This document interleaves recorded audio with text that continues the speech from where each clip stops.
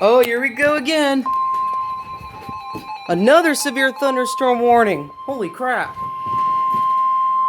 The National Weather Service in Birmingham has issued a severe thunderstorm warning for west central Walker County, Fayette County, southeastern Lamar County, until 6:30 p.m. Central Daylight Time. At 5:27 p.m. Central Daylight Time, severe thunderstorms were located along a line extending from near Bluff to near Millport, moving east at 40 miles per hour. Hazard, 60 miles per hour wind gusts and penny-size hail. Source, radar indicated.